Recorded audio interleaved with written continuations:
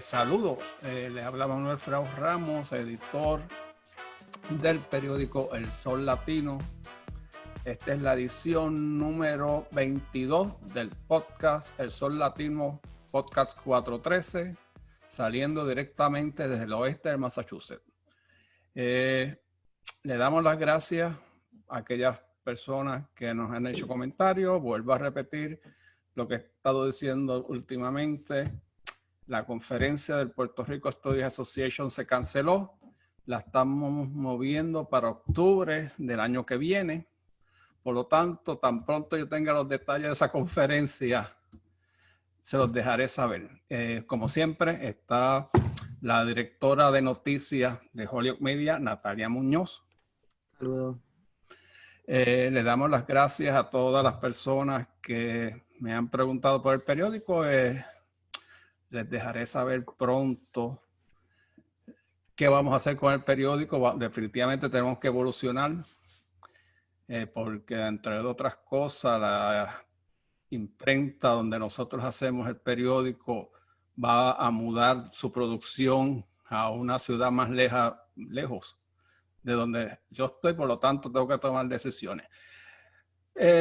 Otra en las personas que estamos tratando de conseguir para la próxima entrevista, tenemos a Beba Rivera, que es una cofundadora de Ágora, es una organización de promoción cultural latina puertorriqueña, que entre las personas que ella representa es a Silverio Pérez, conocido como Haciendo Punto en Otro Son.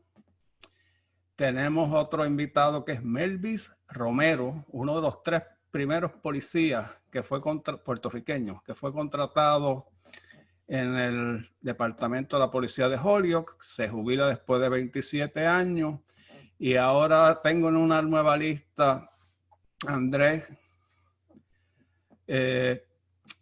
Rivera. Acaban de publicar un nuevo libro que yo sabía que lo estaban haciendo, pero del Partido Socialista Puertorriqueño, pero no en la isla, sino a este lado del charco. Acaban de publicarlo. Es una historia sumamente interesante porque una de las cosas que él mencionó cuando estuve en la Biblioteca Pública de Holyoke era que había un capítulo del Partido Socialista Puertorriqueño en Holyoke que yo nunca supe ni quiénes son ni que existía, pero ahora me intriga saber quiénes estaban ahí.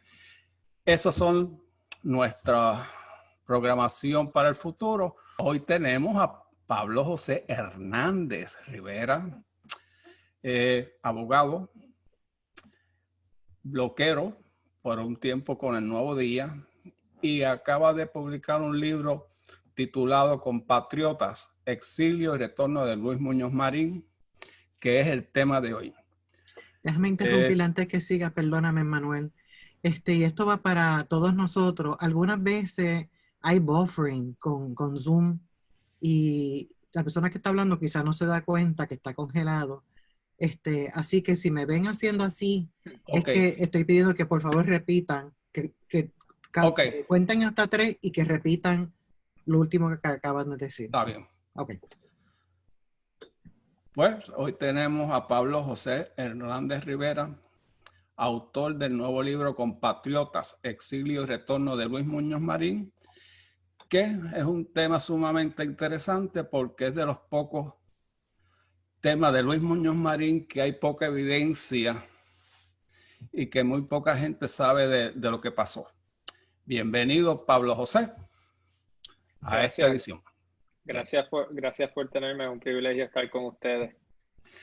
Bueno, como siempre, yo empiezo por el título. ¿Por qué tú seleccionas 2 palabras en particular, compatriotas, y no puertorriqueños, boricuas, y 2 exilios en vez de vacaciones o viajes? Claro, buena pregunta. La razón por la que escojo la palabra compatriotas es porque lo que todo el mundo recuerda del retorno de Muñoz en 1972, y tengo que proveer un poco de trasfondo, pero te la voy a contestar rapidito, proveeremos el trasfondo más adelante, es que él se asomó al templete en Plaza de las Américas ante una multitud de 150,000 personas que no había oído de él en casi 2 años. Alzó su mano derecha y bien pausadamente lo primero que dijo, la primera vez que lo oyen hablar en 2 años, fue compatriota. Y eso allí se quería caer, según los videos que yo he visto y la gente que estuvo allí y lo vivió. Y la razón por la que usó la palabra exilio y retorno es que esas son las mismas palabras que él usaba, porque entonces él comienza su discurso explicando las razones de su exilio voluntario, de su patria querida y de su retorno a su patria querida, es la frase que él usa. Originalmente se iba a llamar Exilio y Retorno de Luis Muñoz Marín sin compatriota. Un amigo me dijo, tienes que ponerle compatriota, porque eso es lo que todo el mundo se acuerda. Y tenía toda la razón, porque entonces le da un título mucho más poderoso. Luis Muñoz Marín usaba exilio frecuentemente en su vocabulario mientras él estaba en Europa. Fíjate, no estoy tan seguro si lo usaba cuando estaba en Europa. Eso es una buena pregunta. Tendría que yo releer lo mismo que usé para escribirlo, ¿verdad? Porque uno lo toma por hecho de que era un exilio. Pero lo usa en el discurso cuando vuelve y explica las razones de su ausencia. Y lo usa en el diario. Él obviamente sabe las connotaciones que tiene la palabra exilio. Él sabe que él no es una persona que se fue de España en la guerra, un republicano que se fue de España en la guerra civil o un dictador derrocado. Por eso es que él casi siempre él lo cualifica con exilio voluntario. Y esa es la aclaración que él hace mucho. Bueno, Pablo José Hernández Rivera, tú vienes de una familia política asociada al Partido Popular Democrático. Básicamente, mirando tu producción literaria, todo básicamente gira alrededor del Estado Libre Asociado. ¿Por qué Muñoz Marín en ese periodo y no antes de irse al exilio? Pues estas cosas suelen ser un poco accidentadas. Esto no fue algo que se planificó con premeditación. Te voy a hacer la historia de cómo surge este libro. Luego del huracán María, yo como muchas personas tenía mucho tiempo en mis manos y estoy buscando en los armarios de mi casa qué cosas encuentro, cosas viejas, etcétera, que hay allí guardadas, y me topo con unos negativos que decían recibimiento LMM, y los pongo a contraluz y veo que son fotos de alta calidad del recibimiento en Plaza de las Américas, del cual yo había oído tanto, y las mandé a revelar, creo que fue a Indiana, porque en Puerto Rico no había ningún sitio que pudiera hacerlo. Cuando me llegan las fotos, antes de enviarlo a Indiana, cuando le enseño los negativos a un amigo, él me dice, oye, deberías ponerlas como en un álbumcito de esos que uno ahora hace en la computadora digital. Las digitalizo, las pongo en el álbumcito, y lo único que yo tenía escrito de ese día era pues el discurso de Muñoz y las memorias de mi abuelo, que es Rafael Hernández Colón, sobre ese día. Puse las fotos y puse el texto de las memorias y del discurso. Hice el álbumcito, imprimí 3 copias, una para el amigo que me dio la idea, una para mí y una para mi abuelo. Cuando yo me encuentro con mi abuelo y le entrego su copia, él lo está viendo, son fotos y el texto, y dice, oye, esto está muy bueno. Y me dice, de esto se puede hacer un libro más serio. Y yo, que no era, o sea, tú mencionas publicaciones literarias, pero esos son libros editados, compilaciones, etcétera. No es algo que yo escriba. Yo escribía para el periódico, pero son columnas de 600 palabras. Y yo le digo a mi abuelo, se puede hacer, pero yo no creo que nadie haga eso y no estoy pensando en que yo lo haría tampoco. Y él señala una frase del discurso de Muñoz que dice, y si se puede, se debe. Y me mira y me dice, y si se puede, se debe. Como el día siguiente o pocos días después, mi papá, que está haciendo un libro de la historia de los cines viejos en Puerto Rico, va a la Universidad de Puerto Rico a ver los periódicos viejos en microfilm y yo decido acompañarlo para ver los periódicos del 8 de octubre del 72, que es cuando ocurre este evento del retorno de Muñoz. Y leyendo esos periódicos yo me doy cuenta que esto no fue sencillamente una concentración política grande y un jolgorio, esto fue algo que estuvo rodeado de muchísimo suspenso. Que hubo suspenso desde que se fue a Roma en el 70, porque simplemente anunció que se iba para Roma y la gente asumió que era de vacaciones y que volvía en las Navidades y se fue en agosto, hasta que el mismo viernes antes de la actividad, que era domingo, todavía no había llegado a Puerto Rico. Perdón, el jueves creo. Y los periódicos están en este suspenso de viene, no viene. Él era una persona que tramaba mucho el suspenso. Y yo dije, bueno, aquí hay una historia, aquí hay un drama. Y ese drama empieza con la derrota del Partido Popular, que es una derrota de él, aunque él no está corriendo para la gobernación. Su decisión de exiliarse es parte de ese arco narrativo de la persona derrotada. Y entonces su retorno apoteósico y la victoria del 72. Y yo dije, aquí hay un cuento, aquí hay una película.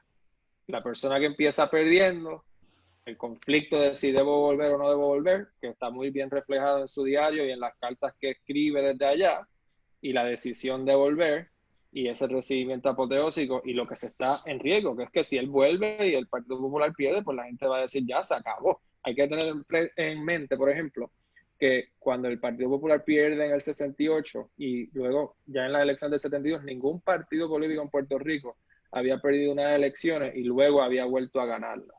Y eso es algo que gente como yo, que yo nací en el 91, damos por sentado, que se alterna entre populares y PNP. En aquel entonces no, en aquel entonces había un partido era la Unión, después se va la Unión y empieza la alianza, después se va la alianza y empieza la coalición, después vienen y por ahí para abajo y ninguno vuelve. Y ese era uno de los temores que él cargaba. Y eso pues se refleja allí. Entonces, pues, tú me preguntas por qué Muñoz Marín, por qué este periodo de su vida y no otro. Pues está esa historia que es pura coincidencia, parte de la decisión por la cual se escribe. Pero entonces también cuando uno lo empieza a ver y ve que hay una historia buena que contar, uno dice, ¿y por qué más nadie ha escrito de esto? O sea, todo el mundo ha escrito ya muchísimo de todas las demás partes de su vida. Y yo considero la parte de su retiro bastante interesante porque es Muñoz en la era del bipartidismo y de eso no se ha escrito. Y algo que incluso viendo la buena recepción que ha tenido este libro, ya la gente está sometiendo reviews en Amazon, ya la gente lo está leyendo y me está escribiendo, pues es algo que se puede continuar, ¿verdad? Y estudiar más a fondo cómo era Muñoz en sus últimos 8 años de vida. O sea, una de las personas que estaba con él en Europa es Natalia, si no me equivoco, que ella tendrá muchísimas anécdotas bonitas que contar, porque algo que a la gente le ha gustado mucho del libro es, la palabra que oigo a menudo es ameno. Dicen, es muy ameno, porque yo tuve la suerte de que en los archivos de la Fundación Muñoz Marín, además de sus cartas, existe la autobiografía de Julio Quiroz, que era su guardaespaldas que viajó con él a Europa. Y usando la autobiografía de Quiroz, usando las cartas de Muñoz desde Europa, uno puede reconstruir, y columnas que se escribieron de personas que lo fueron a visitar, como A.W. Maldonado, Miguel Santín, Andrew Biglucci, otros periodistas. Uno puede reconstruir lo que era su vida allí. Y especialmente Quiroz, sobre todo, pues provee una anécdota bellísima. Y A.W. Maldonado también. Yo abro ese capítulo con una anécdota de A.W., que es que ellos ellos salen de Puerto Rico en un vapor, el Antilles, llegan a Francia, cogen un tren, llegan a París y no les gusta el hotel. Y Muñoz empieza a caminar por todo París buscando un hotel en donde quedarse y se entera que el periodista W. Maldonado está en uno bien bonito al lado del Louvre y de la ópera. Y va y lo llama, va al lobby y lo llama. Y Alex Maldonado no sabe que Muñoz está ahí. Dice, hello, ¿quién es? Y es Muñoz. Y Muñoz, ¿y dónde tú estás? Porque te oyes clarito. Estoy aquí en el lobby. ¿El lobby de qué? En el lobby de tu hotel. Y Maldonado baja y lo tiene que ayudar a conseguir un cuarto y le dice a los del hotel, miren, este es Muñoz Marín, este es como nuestro George Washington. Y el hotel no cede. Y Muñoz le pregunta, como hombre libre que se sentía allá en Europa, le dice, pero le ofreciste dinero. Porque siempre hay que ofrecerle dinero.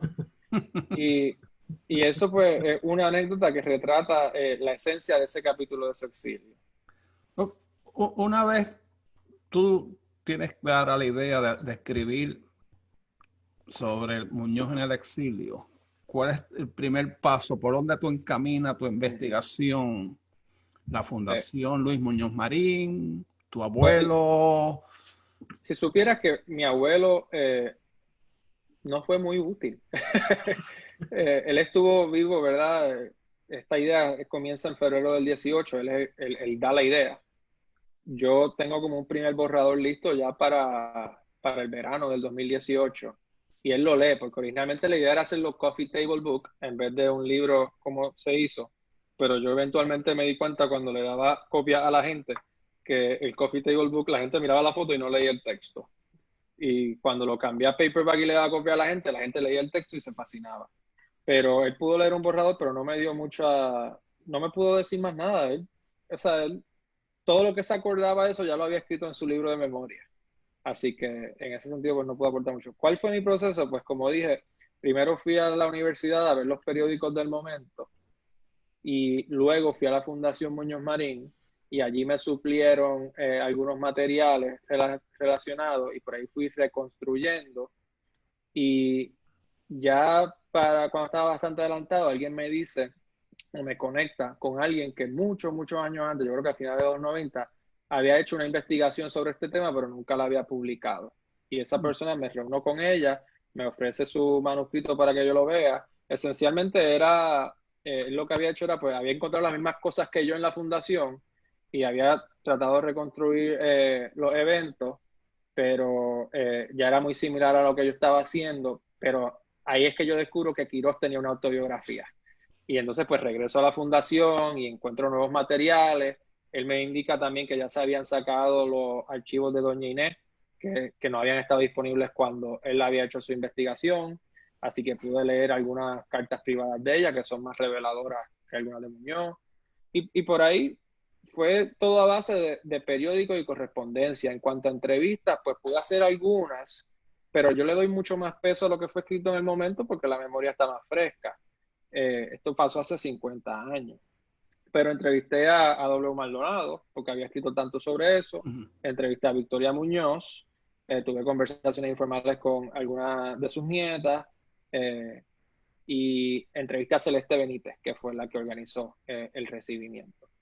Y a mi abuelo, pues le pregunté, ya que leíste esto, ¿hay algo que te hayas acordado que no salga? Y me dijo, no. ¿Por qué Luis Muñoz Marín decide irse a un exilio? ¿Cuál es la razón que él da? Si es consistente o dijo una cosa al principio y después la cambió cuando regresó. ¿Qué tú descubriste? Mi abuelo hacía una anécdota que le había hecho a su vez, creo que era el chofer de Muñoz, de que Muñoz era la única persona que él conocía que decía lo mismo en privado que en público. Y Muñoz habla sobre las razones de su exilio en el diario que él escribe, que no era para publicarse en 1973, y habla de las razones en su discurso en Plaza de la América, y en ambas es consistente. Y ambas cuadran con lo que él está expresando que es su intención desde 1969, que es que cuando el partido pierde, él empieza a decirle al partido, ustedes no pueden depender tanto de mi figura. Por eso es que él les dice, aunque ganamos el Senado, yo no voy a asumir la presidencia del Senado. Y se queda en el Senado, porque él fue electo senador, se queda en el Senado con Hernández Colón de presidente, pero participa muy poco, porque no quiere seguir siendo influyente y decisivo. Cuando entra el 70, uno de los senadores se enferma y no puede asistir a las sesiones y la mayoría del Partido Popular se reduce a un voto. Así que para aprobar las leyes necesita que Muñoz esté presente y Muñoz tiene que estar allí en el Senado, en el hemiciclo, como cualquier senador, cosa que narra mi abuelo en sus memorias. A Muñoz no le gustaba, ni a mi abuelo tampoco, porque lo que hace la gente es debatir sin convencer a nadie y se pierde mucho tiempo para una votación final. Y que Muñoz caminaba por ese hemiciclo para arriba y para abajo diciendo un voto, soy un voto, como lamentando a lo que he llegado. Y cuando le surge la oportunidad, pues decide renunciar a su escaño en el Senado.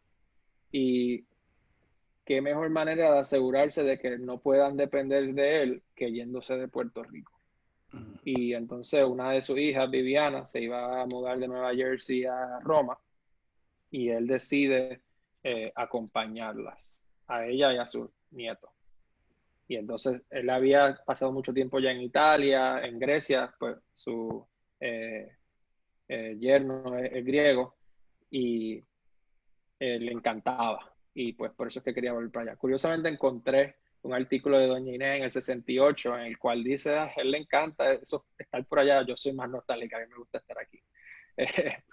Y entonces se va en el 70 y se ve de una manera muy característica de él, con buen sentido del humor, y manda a su secretario personal o a su ayudante personal a enviarle una caja de los mejores vinos que tenía a Luis Ferré el día que se va por Europa. Hay mucha mitología que rodea a Muñoz Marín. Creo que se conoce más la mitología que el hombre. En este proceso de leer estas cartas, de hacer tu investigación, si fueras a describir, describe el hombre que conociste a través de tu investigación, por favor. Wow. No, es una tremenda pregunta para la cual no he elaborado una respuesta, pero déjame pensar. Yo te diría que la palabra es auténtico. Yo sé que eso es una palabra que dice un buzzword en términos de política actualmente, pero como mencioné en aquella anécdota, la misma persona en privado que en público. Y en las cartas que él escribe a Hernández Colón, sobre todo desde Europa, hay un alto sentido del deber patriótico. Esto no es una persona que está escribiendo consejos políticos para ganar elecciones. Él está reiterando en privado la importancia de que tenemos que prepararnos para gobernar porque hay que gobernar bien. Y una técnica narrativa que yo uso aquí, o mejor dicho, que algo que evito y que veo mucho en libros de historia en Puerto Rico, es el uso de citas en bloque. Gente que encuentra una carta que básicamente escribe: el 2 de enero Muñoz le escribió a Rafael Hernández Colón y la carta lee como sigue, y publican 7 páginas de texto, y luego dice Hernández Colón le contestó 3 días después y publican 5 páginas de texto. A mí eso no me gusta. Yo trato de escoger lo importante, mantener un flujo, darle un arco narrativo, pero la única carta que yo sí hice una excepción para reproducir eso, estoy viendo a ver si la encuentro aquí de repente, pero no la tengo marcada, dice, tiene una frase increíble, son 3 páginas, pero se trata sobre la actitud que debía asumir a la hora de preparar su programa de gobierno.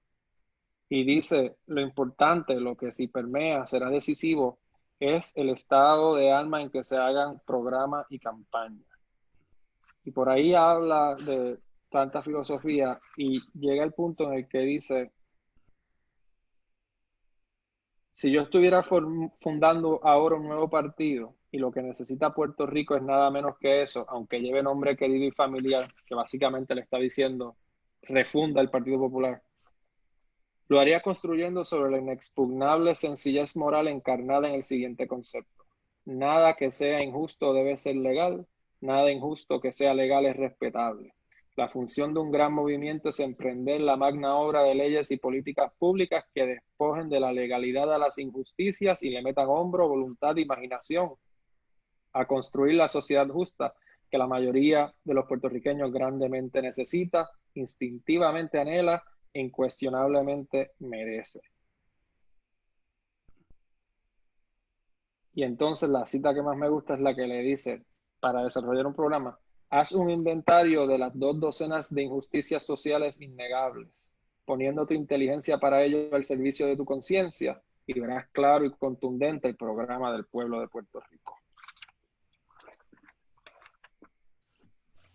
Así que auténtico, misma persona en privado que en público. Hoy en día, y hago ese énfasis porque es que me pasa a mí también, cuando uno habla de cosas políticas, a veces uno se enreda mucho en la parte politiquera, de el horse race, quién está ganando, qué tiene que hacer para ganarla a quién, y se desvía de la prioridad, que es decirle a las personas, pero cómo esto va a ser bueno para el país.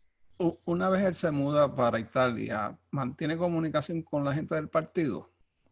¿O con individuos en particular? Sí, mayormente con individuos en particular.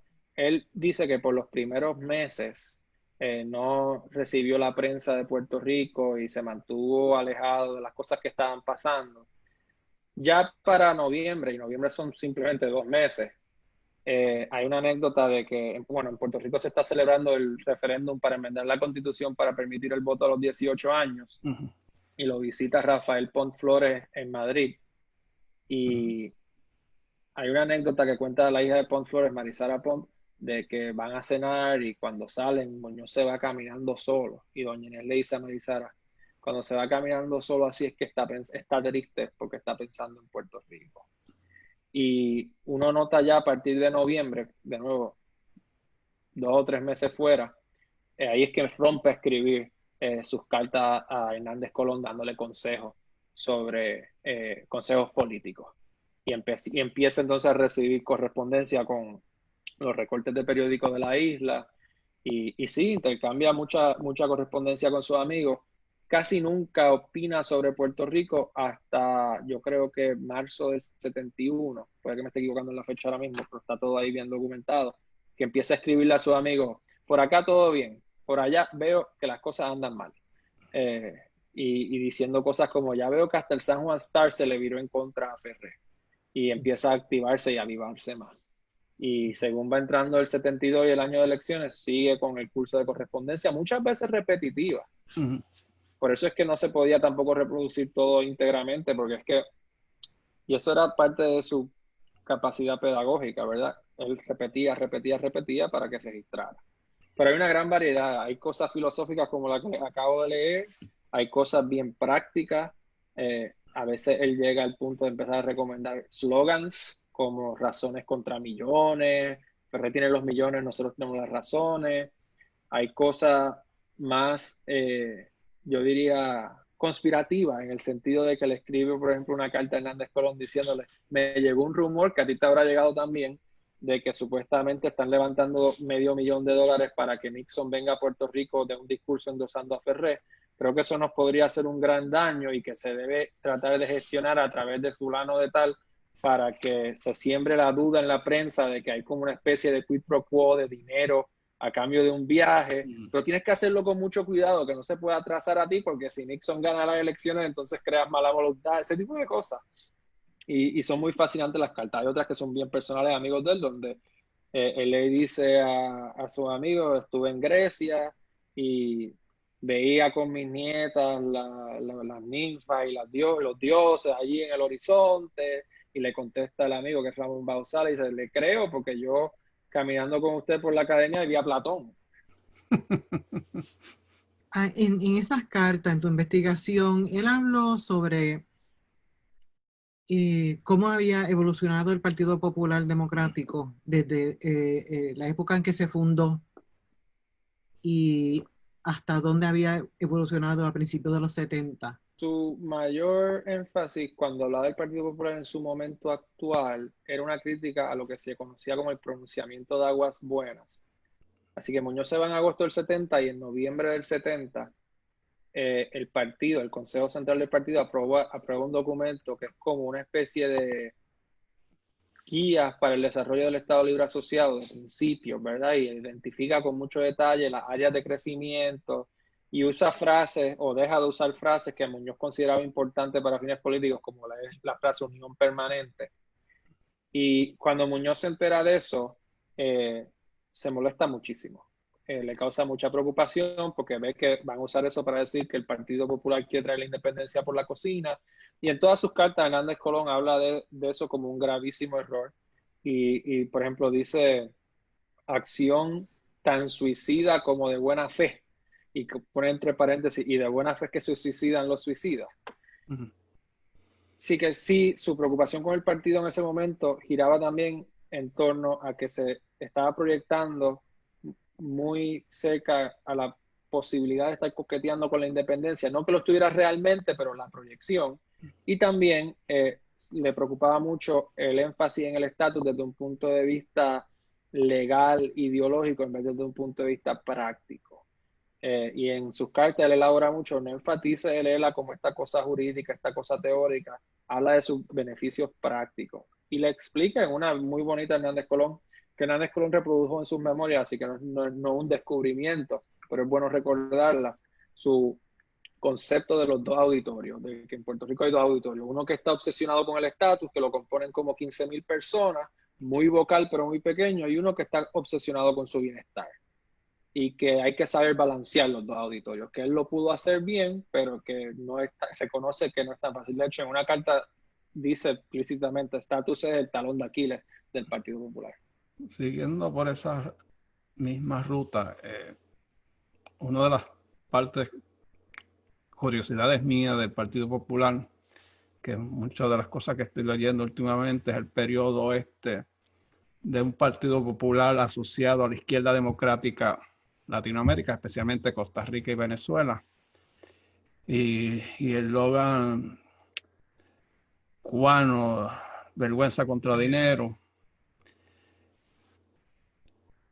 Luis Muñoz Marín en su exilio repensó todo eso que él había hecho, estaba a punto de colapsar por un Partido Popular enfatizando el desarrollo económico básicamente y olvidándose del resto del programa del Partido Popular original.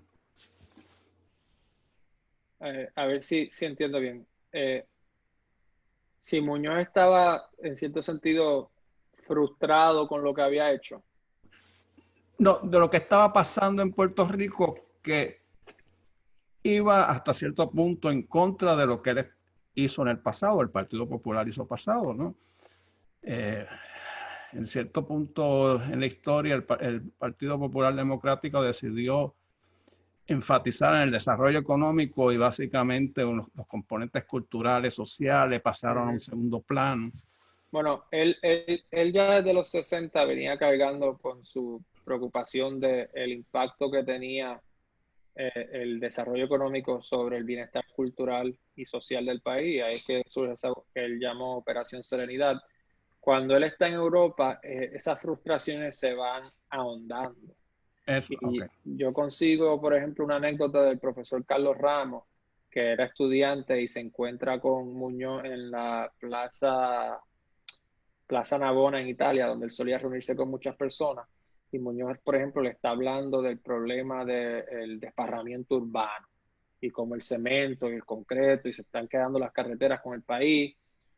Él ya está desarrollando un grado de frustración con que pudo haber hecho más o con que pues esa parte de su obra quedó inconclusa. La parte que quizás él más atesoraba y que más quería lograr fue interrumpida por esa derrota del Partido Popular en el 68. Ahora bien, esas frustraciones empiezan a ahondarse mucho, mucho más a partir de 1973, que quizás es tema para una secuela. Pero esas son las frustraciones que, por ejemplo, retrata Rodón y de las cuales abunda mucho en su diario. Él en Roma, en Europa, él está muy feliz y escribe mucho sobre lo feliz que está y la gente que va y lo visita escribe sobre lo feliz que lo ven. A W. Maldonado, por ejemplo, pone, a W. Maldonado va 3 veces. Creo que vamos a poner que va 3 veces, no voy a poner, yo soy bueno escribiendo fechas, pero después soy malo recordándomelas en voz alta. Pone que la primera vez que va, a Muñoz no le interesa hablar de Puerto Rico, está muy feliz, lo ve hasta cantando por primera vez en su vida, lo ve bailando con sus nietas y después se va poniendo más nostálgico, pero esa nostalgia la está canalizando productivamente en los consejos que le está dando Hernández Colón y en tramar su retorno. Y cuando él llega a Puerto Rico, porque es otra cosa, el propósito del libro originalmente era hablar del retorno, pero evolucionó a hablar del exilio, porque no se podía explicar el retorno sin el exilio. Cuando él llega a Puerto Rico, lo que hay es pura algarabía. O sea, eso es un momentum que él le inyecta a esa campaña, que la gente creía que iba a perder, que posteriormente nadie cree que él hizo que ganara, pero que hizo que ganara por tanto, o que logró que la gente cogiera ese impulso que necesitaba a última hora. Y lo que hay es un Muñoz sumamente alegre, sumamente jubiloso, y quien mejor lo resume, y yo lo pongo, esa es la última oración de mi introducción, es doña Inés, que dice, vamos a ver aquí, yo tengo aquí el libro, dice aquí, después de dejar un glorioso partido derrotado y a un pueblo frustrado, e irnos en un exilio voluntario, y luego regresar y ver esto de hoy domingo es indiscutiblemente un homenaje de amor del pueblo de Puerto Rico a Luis Muñoz Marín. Ella habló de que eso fue uno de los días más emocionantes de su vida. O sea que el Muñoz hasta ese momento era un Muñoz sumamente alegre y reivindicado.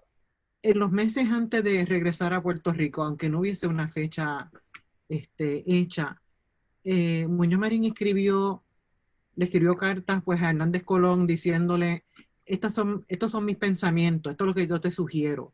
Le dio consejo, o sea, hubo un back and forth entre estos dos señores. Hubo muchísimo back and forth. Está la carta larga y bonita que les leí. Hay unas que son mucho más prácticas, tan temprano como en marzo del 71, por ejemplo, de consejos no solicitados, porque él siempre le inyectaba un poquito de humor. Ya más cerca del 72,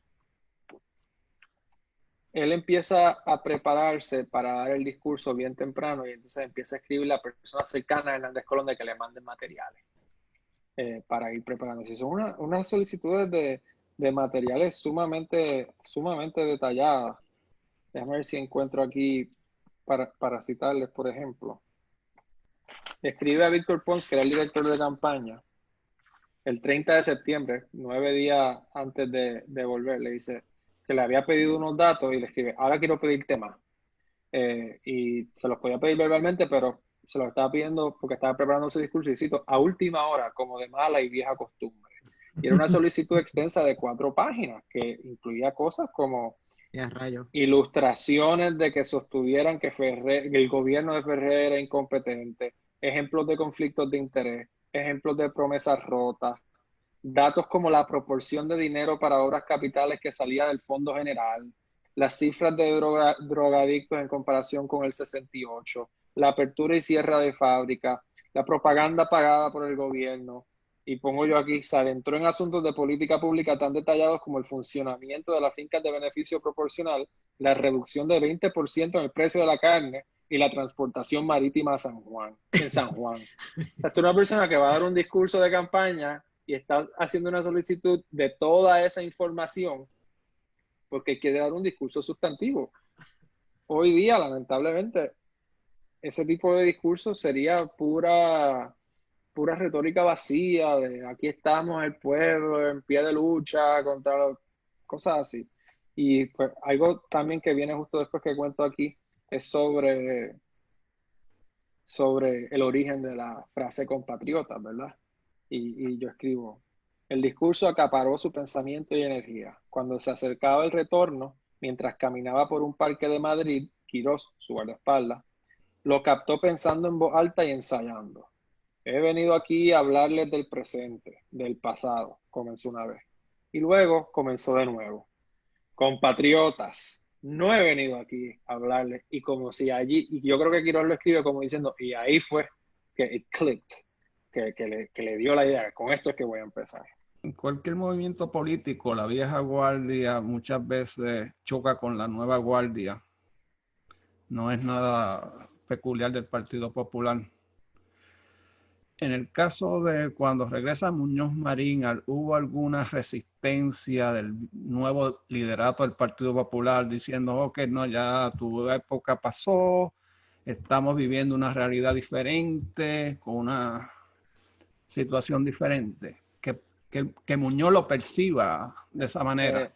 Yo te puedo decir, eso podría pasar hoy dentro del Partido Popular, en aquel entonces eso no podía pasar porque Popular que se atreviera a cuestionar públicamente a Luis Muñoz Marín de esa manera era Popular que no le iba a ir muy bien en las elecciones con su propio partido. Pero ese tipo de línea de ataque sí se reflejó posterior al discurso, particularmente es interesante la estrategia de cada movimiento, porque el PNP asumió una postura de respeto, pero de fijar expectativas. El PNP empezó a decir, qué bueno que vuelve Muñoz a Puerto Rico, este gran hombre de Estado, a darnos su consejo, a darnos su sabiduría, pero yo creo que lo que ellos estaban tratando de hacer era prevenir que Muñoz diera un discurso bien político en contra del gobierno, tratar de suavizarlo. Y cuando no logran suavizarlo, cuando arremete contra el gobierno, entonces empiezan con, ay, qué lástima, nosotros que pensábamos que era este hombre de Estado. Y empiezan en los periódicos, sobre todo el Nuevo Día, que pertenecía a la familia Ferrer, a publicar cartas de lectores en los cuales repiten mucho esos argumentos. Esto es el pasado, hay que pensar en el futuro. El Partido Independentista asumió esa línea de ataque de Muñoz representa el pasado.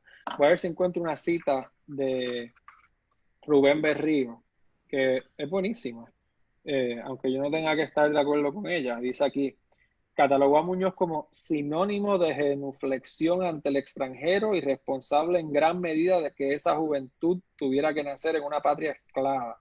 Lo único que sabe la juventud de Muñoz es que sus padres le han dicho que sin él no tendrían zapatos, pero también saben que para andar de rodillas no se necesitan zapatos.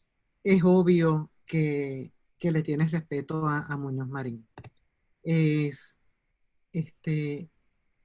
Hablaste hace poco que conociste a una persona auténtica. ¿Cuáles son las cualidades que él tenía que hacen falta en los políticos hoy en día? Honestidad en el servicio público. Autenticidad, como mencioné, tener las mismas prioridades en privado que en público. Pero también habilidad comunicativa. Muñoz Marín era un maestro y yo reproduzco aquí gran parte del discurso y narro y hago conexiones con distintas partes de la historia para darle trasfondo a las cosas que él dice, y uno ve que lo que él tenía con el pueblo era una conversación. Era como le llega a decir incluso, ustedes fueron los ustedes fueron los maestros, yo lo que hice fue darles la tiza para que ustedes impartieran la lección de democracia.